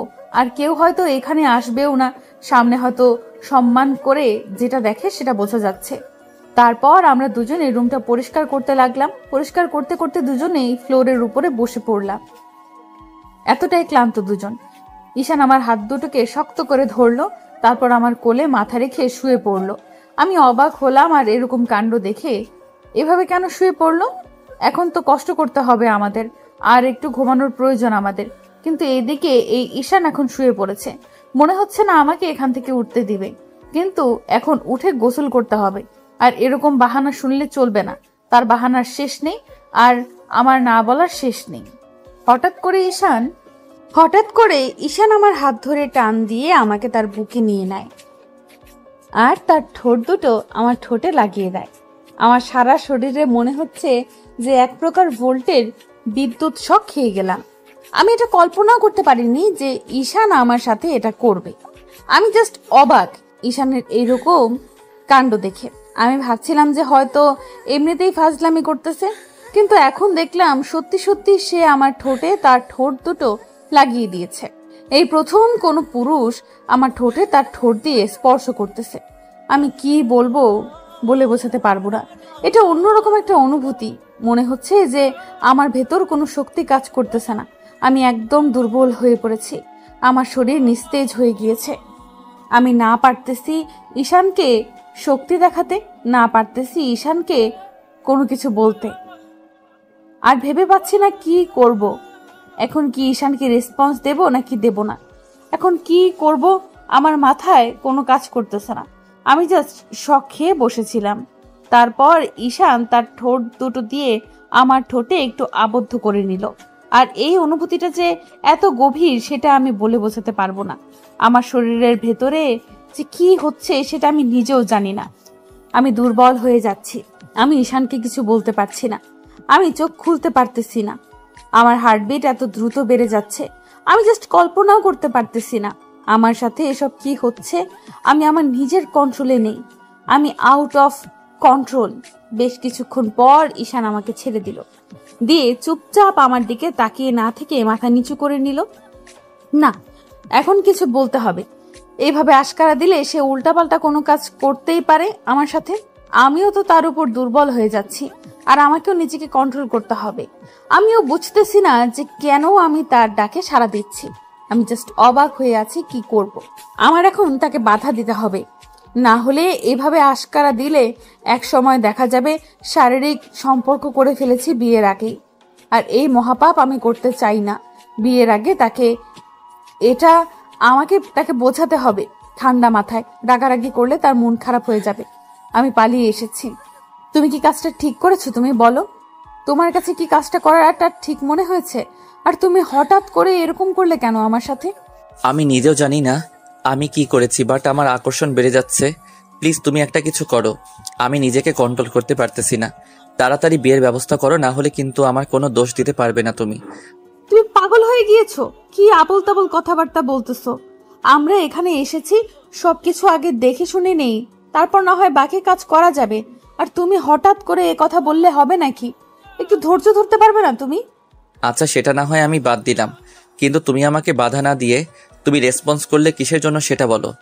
আমি তো না হয় ভুল করে তোমার কাছে চলে আসলাম একদম গভীরে, কিন্তু তুমিও তো আমাকে কাছে টেনে নিয়ে নিলে, দূরে সরিয়ে দিলে না। তার মানে তোমার ইচ্ছে করতেছে, তাহলে সমস্যা কোথায়? সমস্যা অনেক আছে, যেটা আমি একটা মেয়ে মানুষ হয়ে তোমাকে বলতে পারতেছি না। প্লিজ, তুমি আমার কাছে এখন থেকে আর আসবে না। এটা তোমার জন্য আমি 144 ধারা জারি করলাম। তুমি আর আমার আশেপাশে আসবে না, তাহলে কিন্তু খবর খারাপ আছে। এখন যাও, 100 হাত দূরে থাকো। আচ্ছা, তুমি যেটা বলবে সেটাই হবে। তাহলে আমি বাইরে যাচ্ছি, তুমি যেটা চাও সেটা করব। আমি গিয়ে দেখি কোথায় শুয়ে থাকা যায়, ঘাসের উপর নাকি কোনো পাতার উপর শুয়ে থাকা যায়। আমি সেখানে শুয়ে থাকতে চাই, তুমি থাকো তোমার রুমে। তুমি কি আমাকে রাগ দেখাচ্ছ? তোমার এরকম হঠাৎ পরিবর্তন আমি কেন জানি না নিতে পারতেছি না। তুমি কি আমাকে ব্যবহার করার জন্য এখানে নিয়ে এসেছো? এটা কিন্তু তুমি ভুল কথা বললে। আর তোমার মুখ থেকে এরকম কথা বের হতে পারে কিভাবে, আমি সেটাই জাস্ট কল্পনা করতে পারতেছি না। আমি জাস্ট তোমাকে একটা কিস করেছি, আর তুমি তাতেই এত বড় কথা বলতে পারলে। আমি কল্পনা করতে পারিনি যে তোমার কাছ থেকে এরকম কথা শুনবো আমি। দেখো, শুধু আমি কথার কথা বললাম, তাছাড়া কিছুই না। আর তুমি তার জন্য এত রিয়েক্ট করতেছো কিসের জন্য? আমরা তো বসে কথা বলতে পারি, তাই না? তুমি এইভাবে চটে যাচ্ছ কেন? আমরা তো একটা মিল মিছিল করতে পারি কথা বলার মাধ্যমে, তাই না? সবকিছুই করা যায়, কিন্তু তুমি দিন দিন আমাকে অবিশ্বাস করা শুরু করে দিয়েছো। যেটা আমি দেখলাম, সবকিছু সবসময় কাজে লাগে না, বোঝো নাই? তোমার বিশ্বাসটা হয়তো আমার উপর থেকে নষ্ট হয়ে যাচ্ছে, আর বিশ্বাসটা মজবুত হচ্ছে না আমার প্রতি। আমি কিছু বলবো না, তোমার যা ইচ্ছে তাই ভাবো। আর যদি মনে হয় যে আমি তোমাকে ব্যবহার করে ছেড়ে দেব, তাহলে তো আমি তোমাকে এখানে নিয়ে আসতাম না। আমি ভার্সিটিতে তোমাকে ব্যবহার করতে পারতাম, তাই না? দেখো শোনা, আমার ভুল হয়ে গেছে, আমাকে মাফ করে দাও। আর আমি এই বিষয়ে তোমাকে কোনো কথা বলবো না। আর আমার ভুল হয়ে গিয়েছে তোমাকে এইভাবে বলার জন্য। আমি মাফ চেয়ে নিচ্ছি। আমি যত দ্রুত পারি আমি আমার বিয়ের ব্যবস্থা করতেছি। আমি চাই না তুমি তোমার মনের উপর জোর প্রদান করে বিয়ের ব্যবস্থা করো। তোমার যখন মন খুশি হবে তখন করবে। আর আমি এখন থেকে তোমার কাছে থেকে দূরে থাকবো, কখনো তোমার কাছে আসবো না। একটা কিস করেছি, তার জন্য তুমি যদি এভাবে বলতে পারো, তাহলে আমি আর তোমার কাছে কখনো আসতেছি না। আচ্ছা, আমার ভুল হয়ে গিয়েছে, আমি এখন কিছু বলতে চাই না। আমাকে এখন ঘুমাতে হবে। তুমি আমার পাশে শুয়ে পড়ো, তোমার বুকে মাথা রেখে ঘুমাবো এখন। আর আশা করি তুমি এটা নিয়ে কোনো কথা বলবে না। আমার প্রচুর ঘুম পাচ্ছে। ঈশিতাকে দেখে মনে হচ্ছে তার অনেক ঘুম পাচ্ছে, তাই আমি কোনো কথা বাড়ালাম না, কারণ তার চোখ প্রচুর লাল হয়ে আছে। আর আমারও তো প্রচুর ঘুম পাচ্ছে। মনে হয় যে এখন যদি বিছানায় শুয়ে পড়ি তাহলে আমার 2 মিনিটও লাগবে না ঘুমাতে। তাই আমি আর বেশি কথা বললাম না। অনেক জার্নি করেছি, এখন যদি ঝগড়া করে নিজের শরীরের অবস্থা আরও খারাপ করি তাহলে কিভাবে হয়? তার জন্য আমি কোনো কথা না বলে আমি নিজেকে নত স্বীকার করলাম। এখানে যতই কথা বলবো ততই আরও ঝগড়াটা বেড়ে যাবে। ভালোবাসার মানুষের মধ্যে একটু ঝগড়াঝাটি হতেই পারে, তার জন্য তার সাথে মান অভিমান করে দূরে চলে যাব এরকম ছেলে আমি না। কারণ আমি আমার ভালোবাসাটাকে গভীরভাবে স্পর্শ করতে চাই। আমি আমার ভালোবাসাকে নিয়ে সারা জীবন বাঁচতে চাই। আমি চাই না তার সাথে সামান্য একটা কথায় মান অভিমান করে তার থেকে দূরে যেতে। আর আমি এটাও চাইবো যে যতই বড় আমাদের মাঝে বাধা বিপত্তি আসুক না কেন, যতদিন এই দেহে প্রাণ আছে তার সাথে থাকার চেষ্টা করব। ঈশিতা যদি আমার সাথে থাকতে চায়, তারপর ঈশিতাকে বুকের উপরে নিয়ে বিছানার উপরে শুয়ে পড়লাম। ঈশিতা তো আমার বুকের উপর মাথা রেখে ঘুমিয়ে পড়লো। আমিও যে কখন ঘুমিয়ে গিয়েছি আমার মনে নেই। আমি ঈশানের বুকে মাথা রেখে কখন যে ঘুমিয়ে পড়েছিলাম নিজেও জানি না। যখন আমার ঘুম ভাঙলো তখন দেখলাম যে দুপুর গড়িয়ে বিকেল হতে চলেছে। ফোনটা হাতে নিয়ে দেখি যে বিকেল 4টা বাজে। তার মানে তো অনেক সময় হয়ে গিয়েছে ঘুমিয়েছি, প্রায় 4 থেকে 5 ঘন্টার মতো। কিন্তু ঈশানের ঘুম তো এখনো ভাঙেনি। তারপর আমি ঈশানকে আর জাগালাম না, কারণ তার হয়তো ঘুম ভালো মতোই হচ্ছে, তার জন্য তার ঘুমে ডিস্টার্ব করলাম না। আমি উঠে ফ্রেশ হওয়ার জন্য বাথরুমে চলে আসলাম। বাথরুমের ভেতরে গিয়ে দেখি সব কিছু নতুন এনে রেখে দেওয়া হয়েছে। তার মানে হয়তো মুরব্বী চাচা আমাদের জন্য সবকিছু নতুন করে নিয়ে এসে রেখে দিয়েছে। আমি গোসল করে ফ্রেশ হয়ে বেরিয়ে আসলাম। রুমে এসে দেখি ঈশান এখনো ঘুমাচ্ছে, কিন্তু তাকে তো আর এখন ঘুমাতে দেওয়া যাবে না, কারণ বিকেলটা অনেক সুন্দর। আমি গোসল করতে গিয়ে একটু বাইরের পরিবেশটা দেখলাম। অনেক সুন্দর নির্মল বাতাস, আর তার সাথে প্রকৃতি এত সুন্দর দেখাচ্ছে যেটা বলার বাইরে। আর সাথে তো এখানে পাখপাখালির ডাক আছেই। তাই আমি এই সময়টা মিস করতে চাই না। তাই আমি আমার প্রিয় মানুষের সাথে, এই তো কখনোই হতে পারে না। তারপর আমি বিছানায় গিয়ে বসে পড়লাম আর আমার ভেজা চুলগুলো ঈশানের মুখের উপর ধরলাম। দেখলাম যে তাও ঘুম ভাঙছে না। তারপর মনের ভেতর একটা দুষ্টুমি বুদ্ধি আসলো। তারপর আমি আমার চুলগুলো এক সাইডে করে নিয়ে সবগুলো ঈশানের মুখের উপর দিলাম, আর আমার ভেজা চুলের পানিগুলো সম্পূর্ণ ঈশানের মুখের উপর পড়তে লাগলো। আর ঈশানের ঘুমটা থাকলো না। ঈশান ঘুম থেকে উঠে দেখে আমি আমার চুলের পানি দিয়ে তার ঘুম ভাঙছি। সেটা দেখে ঈশান অবাক হয়ে আমার দিকে তাকিয়ে রইল। তারপর কিছু না বলে চুপচাপ উঠে বসে পড়লো। তুমি কি পাগল হয়ে গিয়েছো? কি ঘুমটা পেয়েছে আমার, আর তুমি আমাকে জাগিয়ে দিলে কিসের জন্য? আমি তো ঘুমাচ্ছিলাম, তুমি আমার ঘুমটা নষ্ট করে দিলে। ধুর। আরে গোসল করে নাও, বাইরের আবহাওয়াটা দেখে আসো। এত সুন্দর আবহাওয়া যে তোমার ঘুম না ভাঙিয়ে থাকতে পারলাম না। আমি তো চেয়েছিলাম তুমি যতক্ষণ ইচ্ছে ঘুমিয়ে নাও, আমি ফ্রেশ হয়ে একটু রুমের ভেতর কাজ শেষ করে। কিন্তু দেখলাম বাইরের পরিবেশটা অনেক সুন্দর, যেটা তুমি মিস করলে পরে আবার আমাকে বকা দিতে। তাই তোমার ঘুমটা ভাঙালাম। এখন তাড়াতাড়ি উঠে গোসল করে আসো, দেখবে যে বাইরের পরিবেশটা কত সুন্দর। তাই নাকি? আচ্ছা, তাহলে আমি তাড়াতাড়ি গোসলটা শেষ করে আসি। তুমি তাড়াতাড়ি রেডি হয়ে নাও, আমরা একটু বাইরে গিয়ে দেখবো। অনেক ভালো লাগবে যেভাবে তুমি বলতেছো, সেই জন্য বললাম কথাটা। এখন তুমি তাড়াতাড়ি রেডি হও, আমি ফ্রেশ হয়ে আসি। তাহলে তুমি যাও, গোসলটা শেষ করে আসো। আমি এই সময়ের মধ্যে রেডি, প্লাস রুমের ভেতরে কি কি কাজ করা যায় সুন্দরভাবে সবকিছু সাজিয়ে রাখতে হবে। আর তোমার ব্যাগে কি কি নিয়ে এসেছো বের করে দাও, আমি সুন্দর করে সাজিয়ে রাখি। কাজ পরে করা যাবে, এখন যে করা লাগবে এরকম কোনো কথা নেই। আমি এখন গোসল করতে যাচ্ছি, তুমি তাড়াতাড়ি রেডি হয়ে নাও, কারণ তুমি মেয়ে মানুষ আর তোমাদের রেডি হতে অনেক সময় লাগবে, সেটা আমি ভালো করে জানি। আর সুন্দর করে সাজবে, কপালে একটা কালো টিপ দিলে দিবে, না দিলে নাই, কিন্তু একটু লাল চুড়ি আর তোমার সেই নীল শাড়ি পরে নিও। আচ্ছা বাবা, তুমি যেটা বলবে সেটাই হবে। এখন গোসলটা শেষ করে আসো, কারণ আমার তো বেশি দেরি হবে না, কিন্তু তোমারে দেখা যাবে শেষ পর্যন্ত দেরি হয়ে যাবে। আর তখন সন্ধ্যার সময় উপভোগ করা হবে, বিকেলের সময় উপভোগ করতে পারবে না আজকে। তারপর ঈশান গোসল করতে চলে গেল, আর আমার ব্যাগে যে জিনিসগুলো ছিল, যেগুলো বাহিরে রাখার মতো, সেগুলো বাহিরে সুন্দর করে সাজিয়ে রাখলাম। আর নীল শাড়িটা পরে নিলাম, সাথে নীল চুড়ি পরে নিলাম, কারণ ঈশান কথাটা বলেছে, না রাখলেই তো সে মন খারাপ করবে আবার। আর আমি চাই না আমার জন্য কারোর মন খারাপ হয়ে যাক, এটা কেমন হয়ে যায় আমার জন্য। তাই আমি তার কথা মতো নিজেকে সুন্দর করে সাজিয়ে নিলাম, যাতে করে আমাকে দেখে সে মুগ্ধ হয়ে যায়। আমি রেডি হয়ে বিছানার উপরে পা তুলে বসে রইলাম। আর তখনই ঈশান রুমের ভেতরে প্রবেশ করে অবাক হয়ে আমার দিকে তাকিয়ে রইল। কিছু একটা বলতে চাচ্ছে কিন্তু বলতে পারছে না, হয়তো তার জড়তার কারণে। এটা আমি কাকে দেখতেছি? সত্যি দেখতেছি নাকি আমি ভুল কোনো কিছু দেখতেছি? আমার সামনে একটা পরী বসে আছে, তাহলে আমার পাগলিটা গেল কোথায়? আমি তো তাকে দেখতে পাচ্ছি না। হয়েছে অনেক, আর পাম দিতে হবে না। এখন তাড়াতাড়ি রেডি হয়ে নাও, দেখতেই তো পারলে বাহিরের আবহাওয়া কত সুন্দর। এই আবহাওয়াটা মিস করতে চাই না আমি। তাড়াতাড়ি রেডি হও। আমি তো তোমাকে দেখে ফিদা হয়ে গিয়েছি, বাহিরের প্রকৃতি আর দেখা লাগবে না আমার। তুমি এভাবে আমার সামনে বসে থাকো আর আমাকে এভাবেই তুমি ভালোবাসা দিয়ে উজাড় করে দাও। কি বলতেছো এসব আবোল তাবোল কথা? তোমার মাথা ঠিক আছে তো নাকি? নাকি ডাক্তার দেখাতে হবে? আর আমি এখন গ্রামে আছি, তোমাকে সহজে ডাক্তারের কাছে নিয়ে যেতে পারবো না।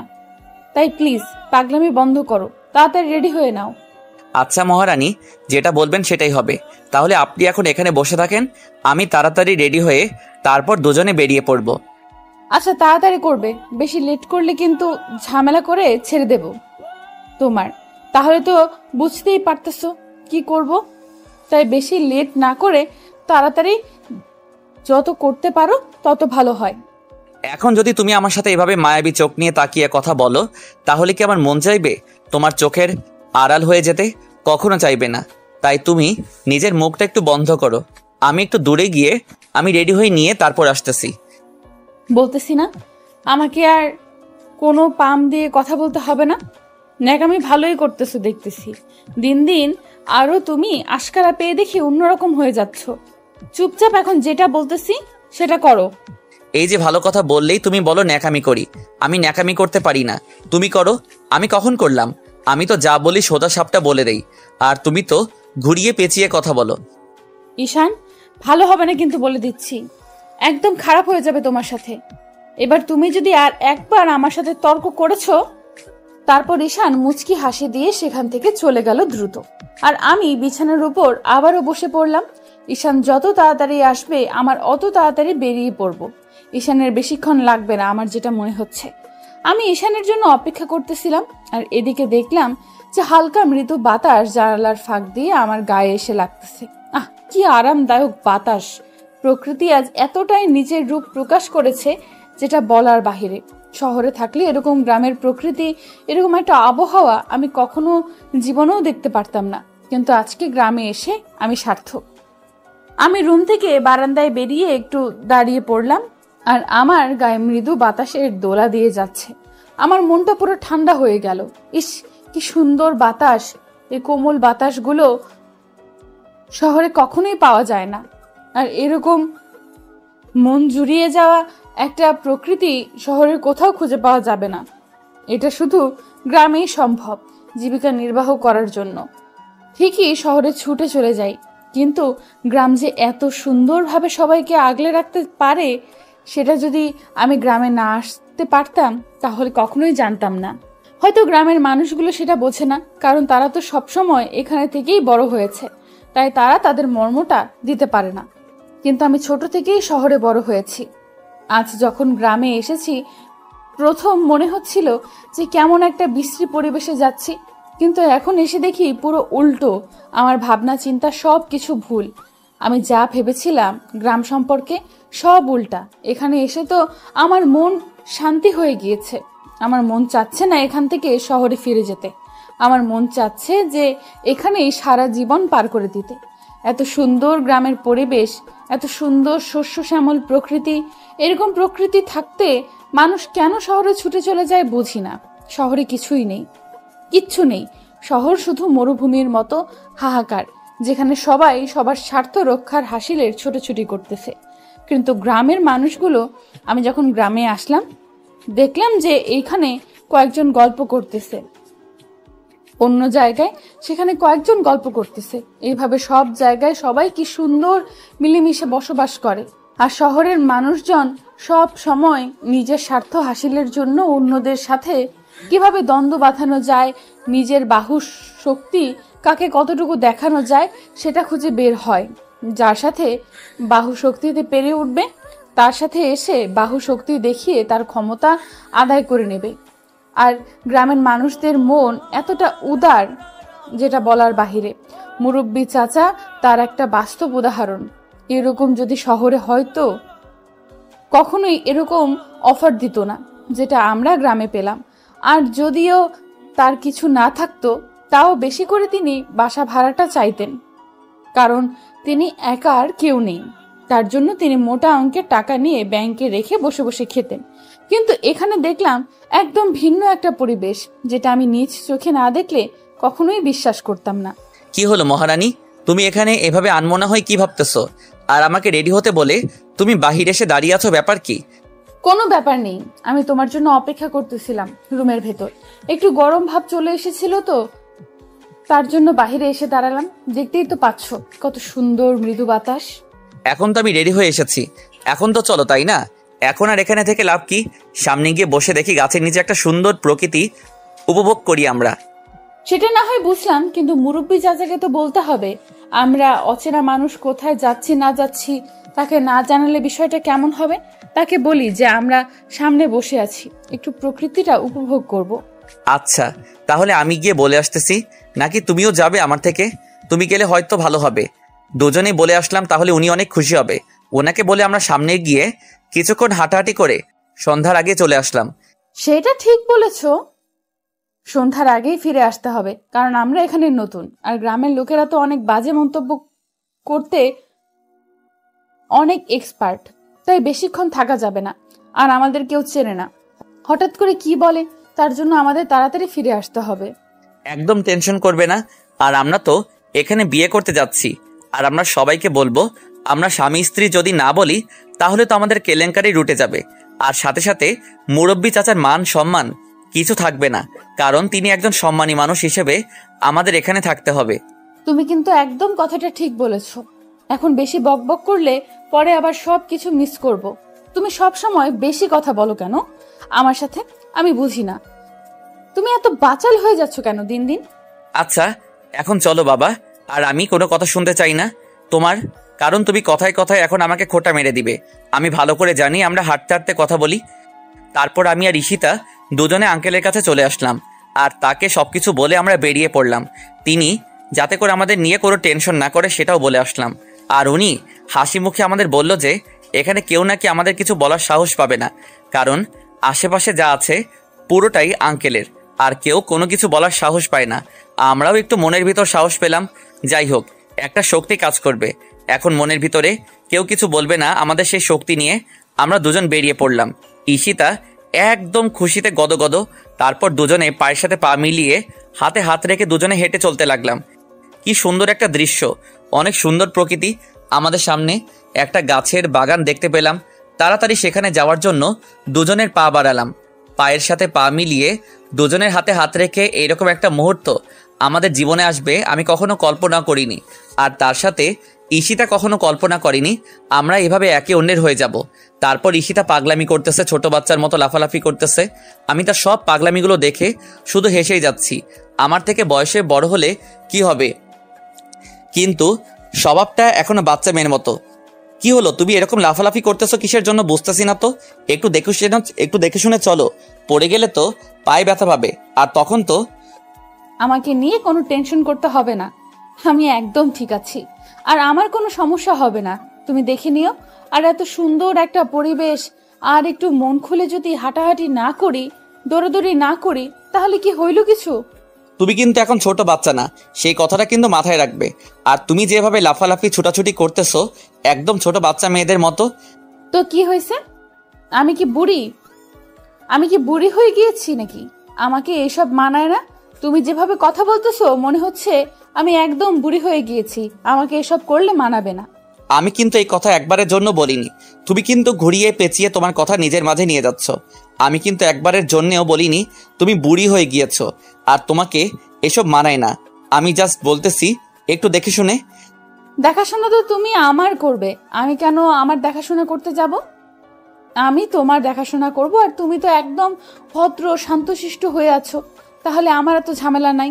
আমার দেখাশোনা করার দায়িত্ব তোমার। তার জন্যই তো বলতেছি একটু দেখে শুনে চলবে, না হলে কিন্তু ভালো হবে না বলে দিচ্ছি। কারণ তোমার দেখাশোনা করার দায়িত্ব যেহেতু আমার, তার মানে শাসন করার অধিকারটাও আমার, তাই না? তাহলে আমি শাসন করতে পারি, আর তুমি অভিমান করলে সেটা দেখার সময় আমার এখন নেই, কারণ আমার দায়িত্ব আমাকে পালন করতে হবে। এটা কিন্তু ঠিক হবে না বলে দিচ্ছি। আমার স্বাধীনতায় তুমি হস্তক্ষেপ করতে পারো না।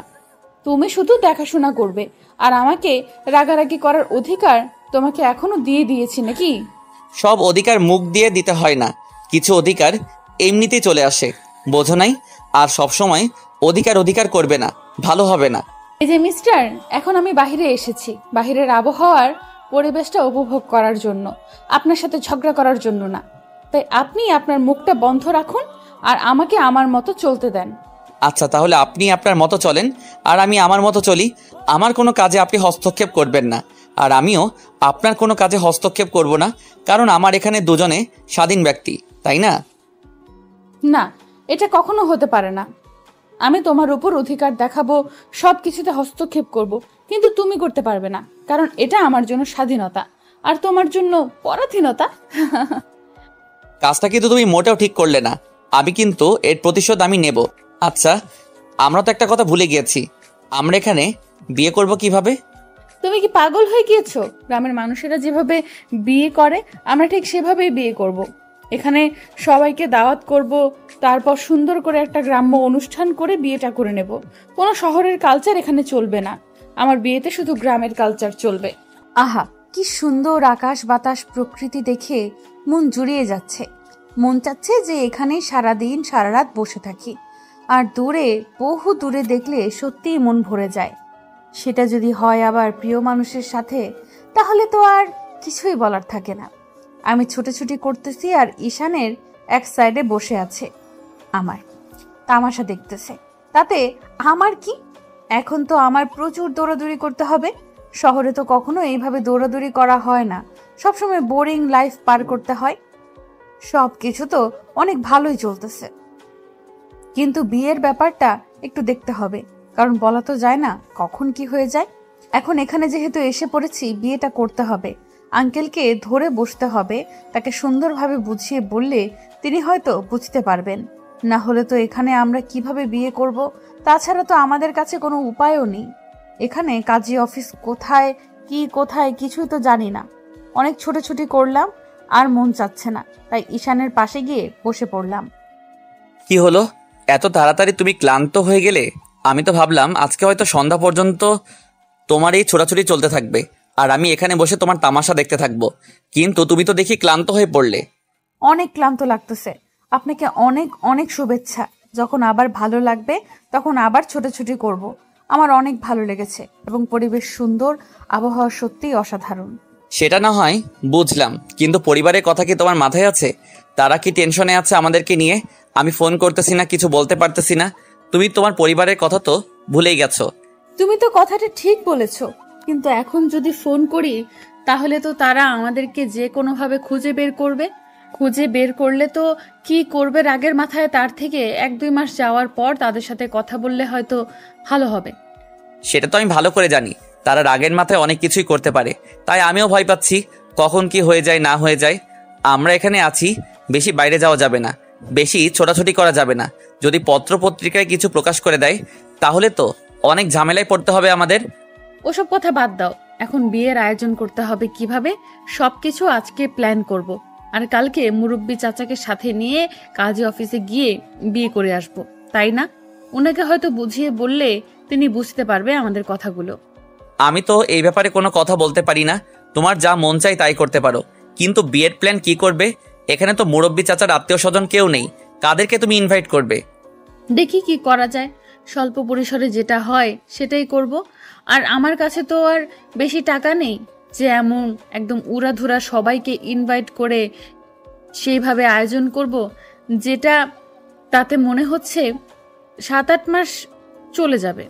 কিছু একটা করতে হবে, এইভাবে বসে থাকলে তো আর হবে না, তাই না? আমাকে তো কাজ করতে হবে, আর এখানে তো নতুন আসলাম, দেখি কয়েকদিন পর খোঁজাখুঁজি শুরু করে দিব। কাজ না করে বসে থাকলে তো চলবে না, কাজ তো করতে হবে। মাত্র আসলাম, আর তাতে যদি তুমি এত ঝামেলা শুরু করো তাহলে কিভাবে? 2-1 দিন একে অন্যের সাথে সময় ভালোভাবে কাটাই, তারপর না হয় দেখা যাবে কি হয়। আর আমার কাছে তো পর্যাপ্ত পরিমাণ টাকা আছে, তাই না?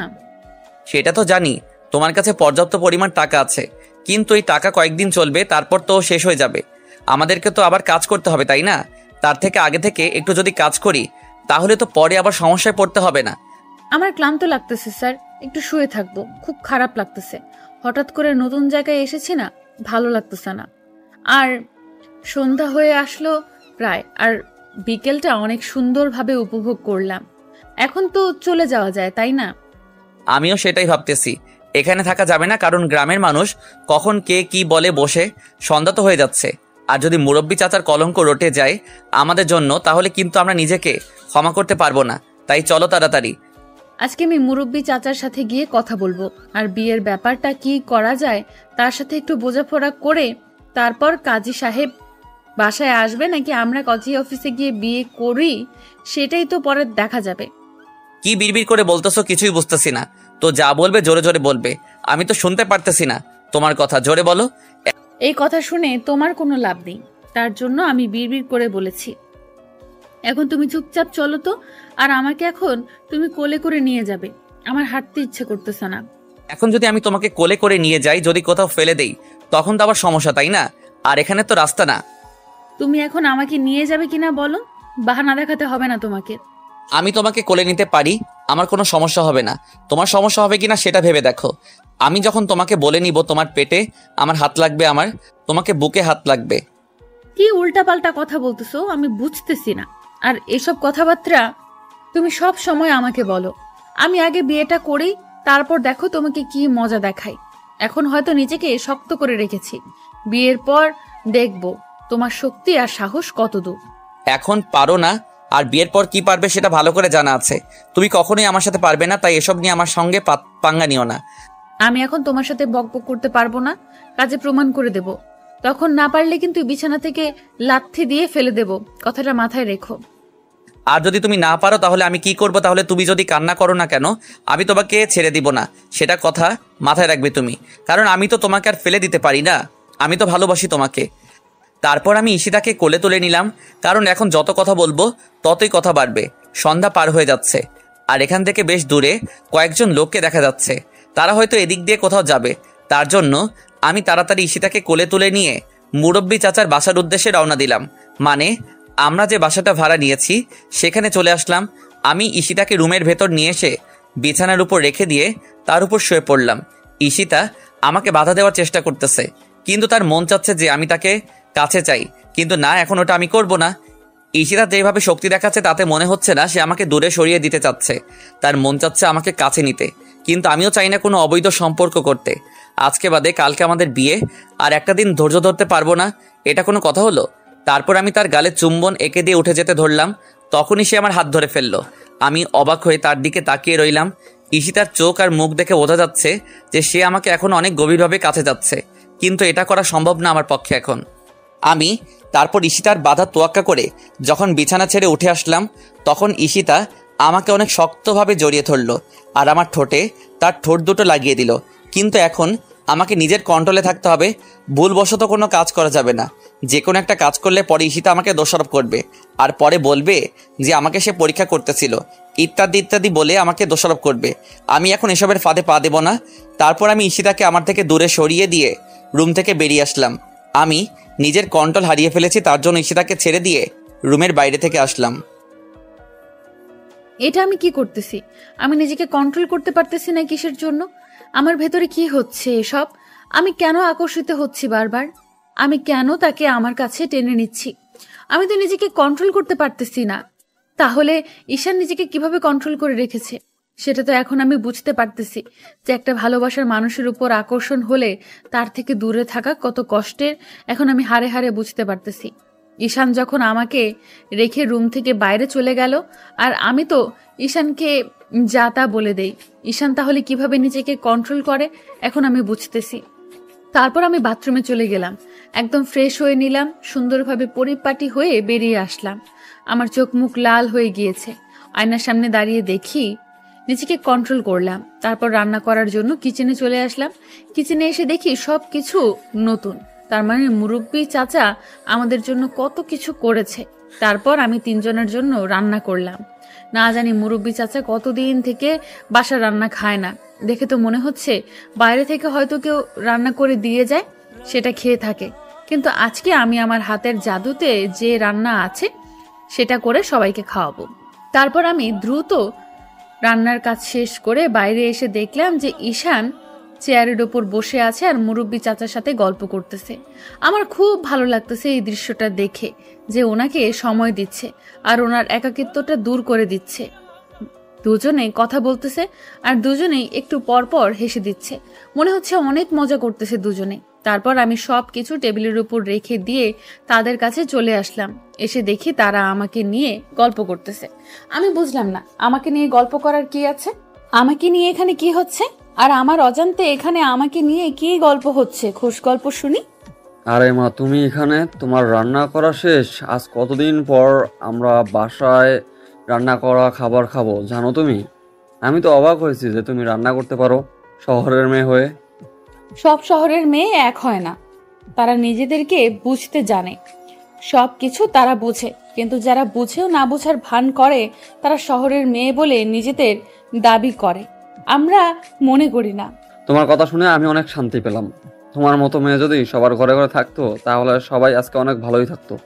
বলবো চাচা, আপনাকে কিছু বলার নাই। আমি আসলেই অতটাও ভালো মেয়ে না যতটা আপনি ভালো মনে করতেছেন। আর কিছু বলার নেই। এখন আপনাদের জন্য রান্না করেছি, আপনারা দুজনে আসেন আর দুজনেই এখন খাবার খাবেন। আচ্ছা, তুমি রান্না করেছো আর আমি খাবো না, এটা কি করে হয়? আমি তো তখন থেকে অপেক্ষা করতেছিলাম। ঈশান তোমার অনেক প্রশংসা করতেছিল, তোমার হাতের রান্না নাকি অনেক সুন্দর, তাই তোমার রান্নার পরীক্ষা তো নিতেই হয়। পেরেছি, একটু বেশি বেশি বলাই তার স্বভাব, তাই আমি আর সেটা নিয়ে বেশি কিছু না বলে সে একটু বেশি বেশি বলতেই পারে, কিন্তু তার জন্য তো আর আপনি সেই বেশি বেশি বলতে পারেন না। মোটামুটি পারি, অতিরিক্ত না। সমস্যা নেই, কোনো সমস্যা হওয়ার কথা না। এখন চলো, বেশি কথা বলা যাবে না, খাবার খেয়ে এসে গল্প করব। হঠাৎ করেই ঈশান একটা কথা বলে উঠল, সেটা শোনার জন্য আমি মোটেও প্রস্তুত ছিলাম না। এখানে এই ধরনের কথা বলার কি আছে আমি বুঝতেছি না। ঈশানের মাথায় দিন দিন সমস্যা হয়ে যাচ্ছে নাকি আমি তো কিছুই বুঝতে পারতেছি না। তোমার সমস্যা কি আমি বুঝি না? তোমার একটু ভালো কথা বলেছি আর তুমি বলতেছো আমি আজাইরা মানুষ আর আমি সবসময় তোমার প্রশংসা করি, তাই না? আমি বুঝতে পারতেছি না তুমি আমার সাথে এরকম ভাবে কথা বলতেছো কিসের জন্য। আমি তো এমনি মজা করে বললাম চাচার সাথে, আর তুমি এটা নিয়ে এরকম মন্তব্য করবে? আমি তোমার সাথে কথা বলতে চাই না। আচ্ছা, আমি এখন আর কথা বলবো না, তুমি যেটা বলবে সেটাই হবে। আমার এখন কিছু ভালো লাগতেছে না, আমার অনেক ক্ষুধা লাগছে। এখন চলো খাবার টেবিলে, পরে কথা হবে। এটা কি? আমি বুঝলাম না তুমি আমার সাথে এরকম ভাবে কথা বলছো কিসের জন্য। আমি স্বাভাবিকভাবে তোমার সাথে কথা বলেছি আর তুমি অস্বাভাবিকভাবে আমার সেই কথার উত্তর দিচ্ছ। ব্যাপার কি বলো তো, সমস্যা কি হয়েছে তোমার? আমার আবার কি হবে? আমি তো একদম ঠিক আছি। এখন চলো খাবার টেবিলে, আমার অনেক ক্ষুধা লাগছে, সাথে মুরব্বী চাচার অনেক ক্ষুধা লাগছে। আমি এখন কোনো কথা বোঝা যাচ্ছে না। কি রান্না করেছো খেয়ে দেখি, আগে তোমার পরীক্ষা নেওয়া হবে। আচ্ছা চলো। আর মুরব্বী চাচা দেখো চলে গিয়েছে। খাবার টেবিলে অলরেডি আমরা এখানে ঝগড়া করতেছি, ব্যাপারটা কেমন দেখায় তাই না? তুমি তো ঝগড়া করতে পারলে মনে হয় যে নিজেকে কি মনে করো আমি ভেবে পাই না। অনেক হয়েছে আর না। এখন চলো, মুরব্বী চাচা আমাদের দিকে অবাক দৃষ্টিতে তাকিয়ে আছে। আমাদের তিনি মনে হবে না বেশি দিন থাকতে দিবে, তাই নিজেকে কন্ট্রোলে রাখতে হবে। আর আমি নিজেকে কন্ট্রোল করার চেষ্টা করব, তুমি নিজেকে কন্ট্রোল করার চেষ্টা করবে। কথা বলে আমি ঈশানকে সঙ্গে করে নিয়ে খাবার টেবিলের এখানে চলে আসলাম আর মুরব্বী চাচাকে খাবার প্লেট এগিয়ে দিলাম আর ওনার প্লেটে ভাত তুলে দিলাম, তারপর তরকারি দিলাম। উনি খাওয়া শুরু করে আমার প্রশংসায় পঞ্চমুখ হয়ে গেলেন। আমার রান্না নাকি অনেক সুন্দর, আমি অনেক সুন্দর রান্না করতে পারি, ইত্যাদি ইত্যাদি। আর তার সাথে ঈশান তো আছেই, মুখ মিলিয়ে যাচ্ছে। মানে দুজন আমাকে কি পেয়ে গেল, আমাকে এত প্রশংসায় ভাসিয়ে দিচ্ছে দুজনে। আমি চুপচাপ শুধু শুনে যাচ্ছি, কোনো ঝগড়া বা কোনো কথা বলছি না। উত্তর দিলেই তো ঈশানের সাথে ঝগড়া লেগে যাবে। আমি শুধু একটা কথা ভাবতেছি, মুরব্বী চাচাকে আমাদের বিষয়টা কিভাবে বলবো, তাকে কিভাবে বললে তিনি কোনো রকম রাগ করবে না আমাদের উপর, বরং খুশি হয়ে আমাদের দুজনকে মেনে নেবে আর বিয়ে দেওয়ার ব্যবস্থা করবেন। কিন্তু এই কথাটা যে কিভাবে বলবো সেটাই ভেবে পাচ্ছি না আমি, কারণ তিনি জানে আমরা বিবাহিত। এখন একটু ঘুরিয়ে পেঁচিয়ে নিজের মনের ভাব প্রকাশ করতে হবে, না হলে সমস্যায় পড়তে হবে। আমি ঠিক করলাম যে চাচাকে একটা প্ল্যান অনুযায়ী কাজে লাগাতে হবে। এমনিতেই যদি বলি যে আমরা বিবাহিত না, তাহলে হয়তো তিনি অনেক রাগ করতে পারে আর আমাদেরকে এখান থেকে তাড়িয়ে দিতে পারে। তাই প্ল্যান খাটিয়ে সবকিছু করতে হবে। আমি ঈশানকে ইশারা করে একটু বাইরে যেতে বললাম, কারণ তার খাওয়া শেষ হয়ে গিয়েছে। আমি চাচার সাথে একটু কথা বলবো। ঈশান হয়তো বুঝতে পেরেছে আমি তার সাথে কি কথা বলবো, তাই ঈশান হাসি মুখে বাইরে চলে গেল আর আমার দিকে তাকিয়ে একটু মিষ্টি হাসি দিয়ে চলে গেল। আমি তাকে মিষ্টি হাসির প্রতি উত্তর দিয়ে মুরব্বী চাচার সাথে কথা বলা শুরু করলাম। তার কি ভালো লাগে কি ভালো লাগে না এসব শুনতে পারলাম। তারপর কৌশলী কিভাবে মুরব্বী চাচাকে জানাতে হয় বিষয়টা, এখন সেটাই প্ল্যান করতে লাগলাম মনে মনে, এবং আমি আমার প্ল্যানটা পেয়ে গেলাম। আঙ্কেল, আপনার সাথে আমার একটু কথা ছিল, কিভাবে যে বলবো আর আপনি যে কিভাবে নিবেন আমি বুঝতে পারতেছি না। আপনি যদি আমার উপর রাগ না করেন তাহলে আমি আপনার অনুমতি নিয়ে আপনাকে একটা কথা বলতে চাই। আরে পাগলি মেয়ে কোথাকার, তুমি একটা কেন 1000টা কথা বলো, সমস্যা নাই তো। তোমার কথাগুলো এত মিষ্টি যে শুধু শুনতে ইচ্ছে করে আমার। কি এমন কথা বলবে যে আমি তোমাকে রাগ দেখাবো? আসলে আমি গ্রামের কালচারে বিয়ে করতে চাই। মানে আমরা তো বিয়ে করেছি, কিন্তু আমি এই গ্রামের কালচার অনুযায়ী একটা বিয়ে করতে চাই আবারও। কি আবল তাবল কথা বলতেছো? আবারও বিয়ে করতে চাও? আর তুমি যে ছেলেকে বিয়ে করেছো সে কি তোমাকে সবসময় রাগ দেখায়? কোনো কিছু করে নাকি? তাকে বাদ দিয়ে অন্য ছেলেকে বিয়ে করবে এমন কিছু? আরে না আঙ্কেল, সেরকম কোনো কিছু না। আমি ওই ছেলেকে আবারও বিয়ে করব, কিন্তু গ্রামে যেভাবে বিয়ে হয় সেভাবে আপনি যদি একটু আমাদের জন্য এই উপকারটা করে দিতেন, মানে গ্রামে কিভাবে বিয়ে অনুষ্ঠিত হয় সেভাবে সবকিছু যদি করতেন। আরে পাগলি মেয়ে, এই কথা তুমি আগে বলবে না? আমি কালকে তোমাদের বিয়ের ব্যবস্থা করব এবং কালকে থেকে আমার বাসায় অনুষ্ঠান শুরু হয়ে যাবে। তুমি শুধু দেখতে থাকো। আমার যে কি ভালো লাগতেছে যে তোমাকে, আমি কি বলবো, তোমাদের দুজনকে মানুষ পেয়ে আমি অনেক খুশি হয়েছি। আমার মনের ইচ্ছাগুলো পূরণ হতে যাচ্ছে। আমি কল্পনাও করতে পারি নাই। আমার খুব ইচ্ছা ছিল যে আমার বাসায় একটা বিয়ে হবে নতুন করে, আমি সব কিছু আয়োজন করব, কিন্তু সেই পুরা কপালটা আমার হয়ে ওঠেনি। কিন্তু এবার মনে হয় সত্যি হবে আমার কল্পনাগুলো। আরে আঙ্কেল, এত কিছু করতে হবে না, শুধু স্বাভাবিকভাবে একটু আয়োজন করে দিলেই হবে। তাতেই আমরা খুশি হব, কারণ আমাদের খুব ইচ্ছা। আমার শহর থেকে এসেছি, গ্রামে কিভাবে বিয়ে অনুষ্ঠান হয় সেটা একটু নিজেদের মধ্যে অনুভব করতাম, যে গ্রামের বিয়েগুলো কেমন হয়। আমরা তো জানি